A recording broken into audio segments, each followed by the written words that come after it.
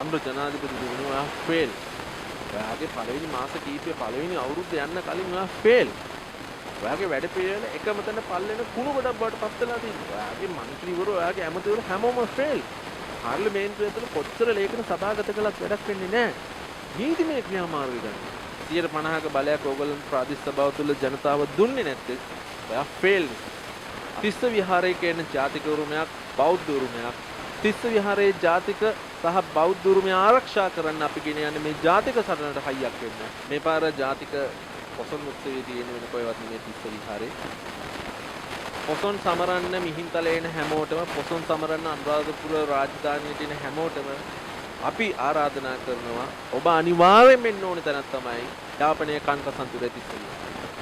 අනිවාර්යෙන් වෙන්න ඒතර විශාල සීල් සමාදාන ව්‍යාපාරයක් මේ විද්‍ය ක්‍රියාත්මක කරන්න අවශ්‍ය සියලු කටයුතු සූදානම් වෙමින් ඉන්න ලංකාවේ ප්‍රකට ධර්මදේශකයන්න් වහන්සේලා එම ස්ථානයට වැඩම කරනවා ධර්මදේශනා කටයුතු සඳහා. ලංකාවේ හතර දිග්භාගයෙන්ම උපාසක උපාසිකාවෝ එම ස්ථානයේ සීල සමාදාන කටයුතු සඳහා සහභාගී වීමට මේ වන විටත් සූදානම්ින් ඉන්නවා. මේ වන විට බස් රථයේ සඳහා සූදානම් කෙරෙමින් ඉන්නවා. ප්‍රජාව විසින් තමයි මේ සියල්ල සූදානම් කරන්නේ. ඒත් එක්කම මේ වෙද්දී කන්කසන්තුරේ දුම්රිය ඒ සීට් බුක් කරමින් තිබෙනවා එදා ඒ වැඩසටහන් වලට සහභාගී වෙන්න. ඉතින් මේ රටේ ඉන්න වගේ මේ රටෙන් පිට විදේශගත වෙලා ඉන්න අපේ රටේ සිංහල බෞද්ධයින්ට ශ්‍රී ලාංකිකයින්ට ජාති ආගම කුලමල පාට පක්ෂ සියල්ල පැත්තකින් ඉඳලා අපි ආරාධනා කරනවා එන්න තිස්ස විහාරයට පොසොන් පොය දවසේ ඇවිල්ලා සිල් සමාදන් මේ අවුරුදු 50 වෙනි වෙඩිල්ල පානදුර ප්‍රදේශයෙන් වාර්තා වෙනවා. ජාතික ආරක්ෂාව බල්ලට ගිහිල්ලා තියෙනවා. ජාතික ආරක්ෂාව කියලා දෙයක් නැහැ පිටකයක්.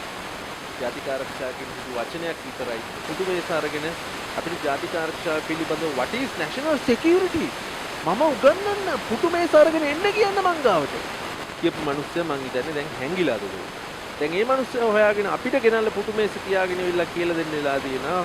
පුතා මේක තමයි ජාතික ආරක්ෂාව කියන්නේ. මේක තමයි පුද්ගල ආරක්ෂාව කියන්නේ. ජාතික ආරක්ෂාව බිඳවට නම් මේ රටට ආයෝජක වෙන්නේ නැහැ. ආයෝජක වෙන්නේ නැතුකොට මේ රටේ ආර්ථිකය සංවර්ධනය වෙන්නේ නැහැ. විදේශ සංචිත ටික බයිනවා.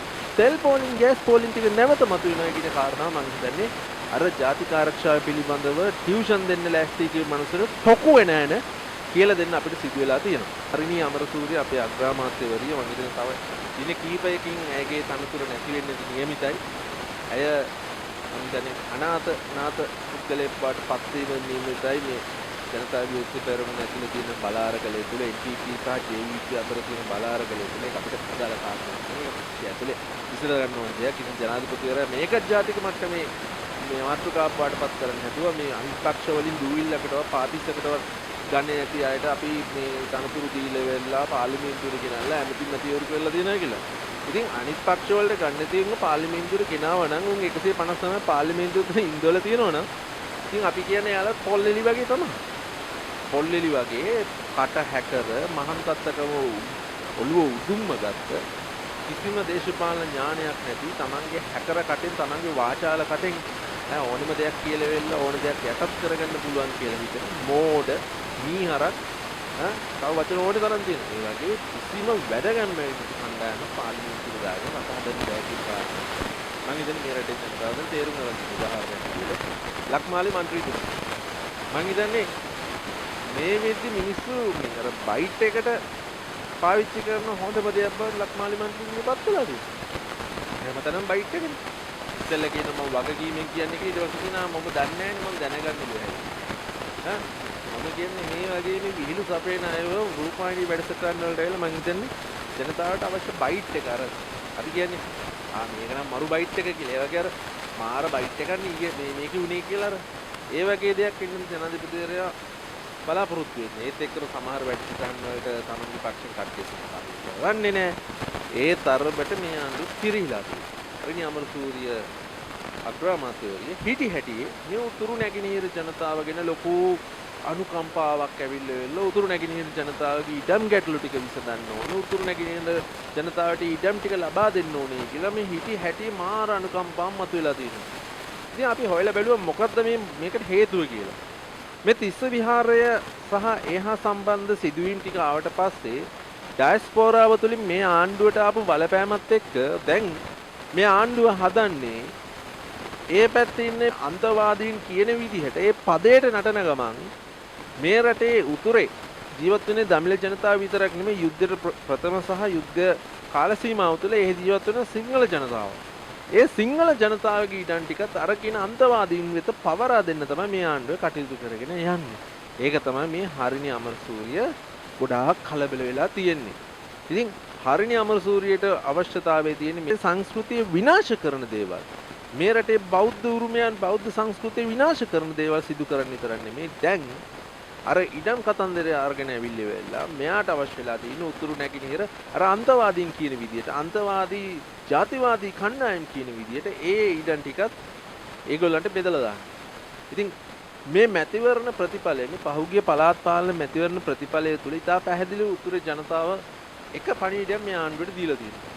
උතුරේ ජනතාවගෙන් ඡන්ද ඉල්ලන්න ඡන්ද හිඟා ගන්න රටේ ජනාධිපතිවරයා තමන්ගේ වැඩ ඔක්කොම තියලා ගිහිල්ලා උතුරු රැස්වීමල කතා කරලා කිව්වේ අපි ඩයස්පෝරාවේ ආධාර අරගෙන වෙලා මේ ප්‍රදේශ සංවර්ධනය කරන ඩයස්පෝරාවට මේ ස්ථානයට එන්නේ කියන්නේ මේවායේ ඒ සංවර්ධන කටයුතු සඳහා මුදල් ආයෝජනය කරන්න අපි ඕගොල්ලොත් එක්ක ඩයස්පෝරාව සම්බන්ධ කරලා මේ ප්‍රදේශ සංවර්ධනය කරනවා කියලා. හැබැයි ඡන්ද ප්‍රතිඵලයේදී ජනාධිපතිවරයාගේ යෝජනාව ඒ පැත්තේ ඒ ප්‍රදේශවල හිටපු ජනතාව ප්‍රතික්ෂේප කරලා තියෙනවා. ජනාධිපතිවරයාගේ පක්ෂයට අප නැති කරලා තියෙනවා. ඒ මොකද ඒ පැතිවල ඉන්නේ ප්‍රදේශවල ඉන්නේ මිනිස්සු කැමති නෑ නැවතත් ඩයස්පෝරාව ඇවිල්ලා නැවතත් LTT එකට සම්බන්ධ කණ්ඩායම් ඇවිල්ලා LTT එකට සල්ලි වේදම් කරපු කණ්ඩායම් ඇවිල්ලා ඒ ප්‍රදේශවල කටයුතු කරන්නට මේ මිනිස්සු කැමති නෑ. ඒ මිනිස්සු කැමති අපේ රටේ මේ රට බේරගත්ත හමුදාවත් එක්ක රණවිරුවනුත් එක්ක මේ හැදිලා තියෙන සමාජය යටතේ හැදිලා තියෙන මේ සංස්කෘතියත් එක්ක වැඩ කරන්න. ඉතින් ඒක තේරුම් ගන්න දු ජනාධිපතිවරයා තමන්ගේ හිතේ තියෙන දේම කරන්න යනවා නම් අර පැලවත් අස්සේ ඉන්න බිමල් රත්නායක ජනාධිපතිවරයාව රූකඩේට තියාගෙන නටවනවා වගේ ජනාධිපතිවරයා දැන් ඩයස්පෝරාවේ කියන දෙයට රූකඩයක් විදිහට නටන්න යනවා නම් මං කියන්නේ මේ රටේ අනවශ්‍ය ප්‍රශ්න ඇති වෙන්න ඉඩ තියෙනවා. ඉතින් අපි ජනාධිපතිවරයාට කියන ජනාධිපතිතුමනි ඔයා පැලවත් ඇතුලේ බිමල් රත්නායකගේ රූකඩේ විදිහට නැටුව ඇති. ඔයා රටේ ජනාධිපති 41 සුළුතර ජනාධිපති. ඔයා ওই විදිහට වැඩ කරගෙන ඉන්නකොට ලියලා තියාගන්න. ඔයා 103ට බහැලා නැවතින්න. මේ විදිහ ජනතාව ලක්ෂ 25ක් ඔයා ප්‍රතික්ෂේප කරලා ඉවරයි. හැබැයි ඔයා මේ විදිහට වැඩ කටයුතු කරගෙන ගියත් අද අපි කඩේකට ගියා. අද මම කඩේට ගියා ලුණු හොයන්න. කොයිද තියෙන රුපියල් 100ට ලුණු? කොහෙන්ද තියෙන්නේ? ඒකේ පැලවත් වෙනද අපි ගිහලා ලුණු ගන්න රුපියල් 100ට. මම කියන්නේ ලුණු ප්‍රශ්නේ විසඳ ගන්න බැරි, ලුණු ප්‍රශ්නේ විසඳ ගන්න බැරි, හාල් ප්‍රශ්නේ විසඳ ගන්න මේසට කාලේ වෙලා රුපියල් 30ක් දුකේද වැඩි කළා නේද? අමතක දේවා. ඒත් එක්ක ඉස්සරහට විදුලි බිල වැඩි කරන්න යන IMF එකේ පදේට නටනට කිව්වේ නම් කොහොමද අපි කාගවත් පඩේට නටන්නේ අපි IMF එකට කියනවා අපිට ඕන විදිහට ණය දෙන්න කියලා. එහෙම නේද? හේව කියලා හැව කියලා කිව්වේ. දැන් මොකද වෙලා තියෙන්නේ? දැන් IMF එක කියන පදේට නටන රූකඩයක් බවත මේ රටේ ජනාධිපතිවරයා පත් වෙලා තියෙනව නේද? අරහින් ඉන්දියාවට අපේ සම්පත් ටික දෙනවා. සම්පත් ටික පාවලා දීලා වෙලා අපේ රටේ සම්පත් සියල්ල ඉන්දියාවේ ඉස්සරහ ගිහලා රිදී බන්දේසයක රන් බන්දේසයක තියලා වෙලා ඉන්දියාවට පුදලා අපේ රට නන්නත්තර කරලා අපේ රට ඉන්දියාවේ කොලොනියක් බවට පත් කරන්න අවශ්‍ය පාලමක් හදන්න දැන් සියලු කටයුතු සියලු පිඟුරුපත් සකස් වෙමින් යනවා. අපේ රටේ විදුලි බලාගාර සියල්ල ඉන්දියාවට පවර්ලා දීලා විදුලි ඒකාධිකාරය ඉන්දියාවේ අදානි සමාගමට දෙන්න යනවා. මේවා සියල්ල දෙද්දී මේ ආණ්ඩුව අර නිකම් බලු කුක්කෝ ටිකක් වගේ සද්ද වහලා ඉන්නවා. නලින්ද ජාතිස්ස කියන RTI වලින් ඉල්ලන්නලු. RTI වලින් ඉල්ලුවාම දවස් 14ක් ඇතුළත තොරතුරු දෙන්නේ කියලා ජාතික ආරක්ෂාව සහ රටවල් අතර මේ විශ්වාසය පළදු වීම නිසා ඒ තොරතුරු දෙන්න බෑලු. එතකොට අපි RTI එකට දාන්න ඕනේ නලින්දගේ අම්මටද? නලින්දගේ අම්මගෙන්ද මේ තොරතුරු අපි ඉල්ලන්න ඕනේ. RTI එක දාලා. ඒත් එක්ක මේ රටේ ජනමාධ්‍යවේදීන්ට RTI පිළිබඳ දැනුමක් ලබා දෙන්න RTI පිළිබඳ දැනුම ලබා දීලා කොහොමද RTI එකේ තොරතුරු ගන්න කියන එක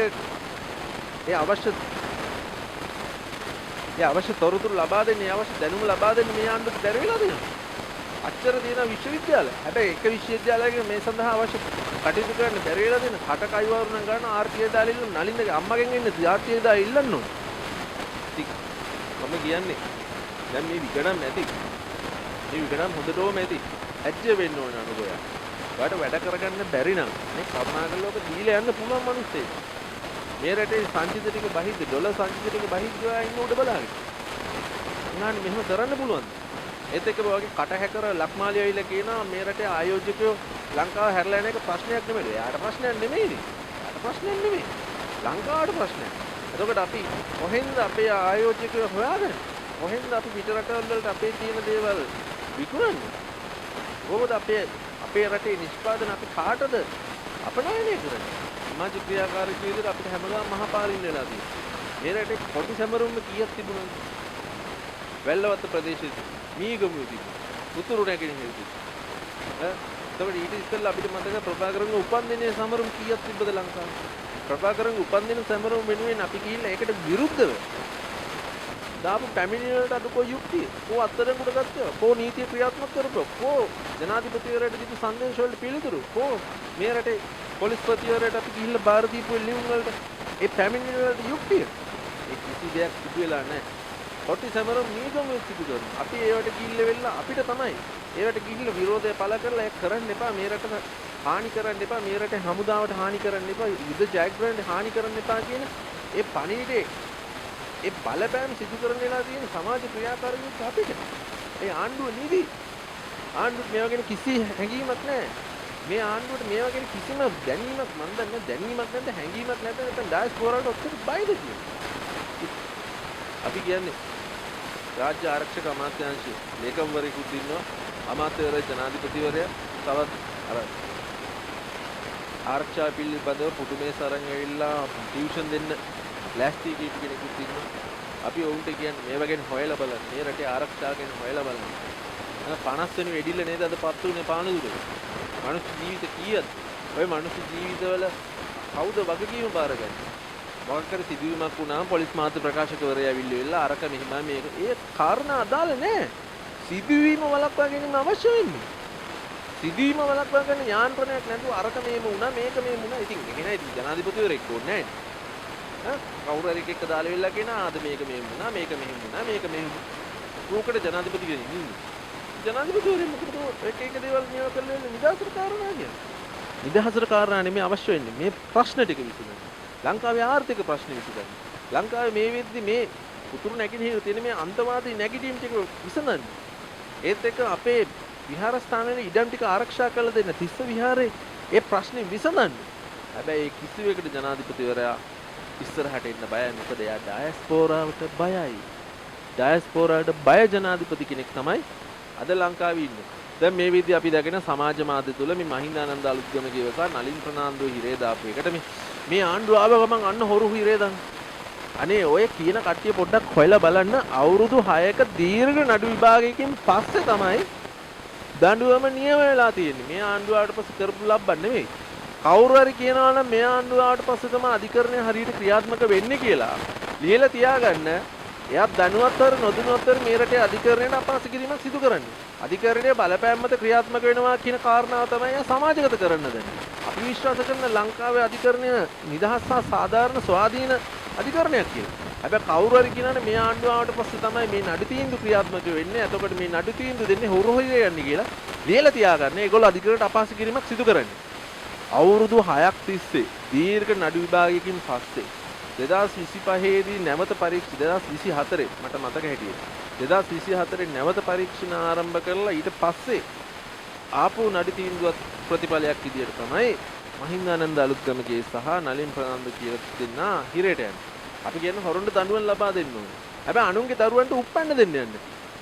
ඈ අනුන්ගේ දරුවන්ට උප්පන්න දෙන්න නිකන් චොර වෙන්න හදන්නේ. ඒ නිසා දැන් ඔය හැලි ලියාගෙන දැන් හොරු හිරේ දානවා.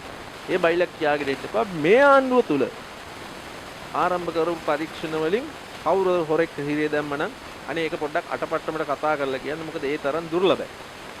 හරි කිසිම පරීක්ෂණයක් ක්‍රියාත්මක වෙලා නැහැ. කිසිම දෙයක් සිදු වෙන්නේ නැහැ. හැමදාම රට එකම තැන. මං කියන්නේ මේ විගඩම් ඇති. මේ විගඩම් හොඳටම ඇති. අපි රටක් විදියට මේ ආණ්ඩුවෙන් බලාපොරොත්තු වෙන්නේ රට සංවර්ධනය වීම හොරු ඇල්ලුවේ. හැබැයි රට සංවර්ධනය වෙන්නෙත් නැහැ. හොරු අල්ලන්නෙත් නැහැ. රටේ සංස්කෘතියේ ප්‍රශ්න ඇති වෙන ඕන තරම් දේවල් සිදු වෙනවා. රටේ බෞද්ධ උරුමයට ප්‍රශ්න ඇති වෙන ඕන තරම් දේවල් සිදු වෙනවා. හැබැයි මේ ආණ්ඩුව කිසිම දෙයක් ගැන කිසිම ආකාරයක තමන්ගේ උනන්දුවක් තමන්ගේ මේ ප්‍රශ්න විසඳන්න අවශ්‍ය කරන වැඩපිළිවෙලක් සකස් නොකරන්නේ ඇයි කියන කාරණාව අපිට ලොකෝටම තියෙන ප්‍රශ්නයක්. ඒක සාමාන්‍ය ජනතාව විදිහට අපි හැමෝටම තියෙන ප්‍රශ්නයක්.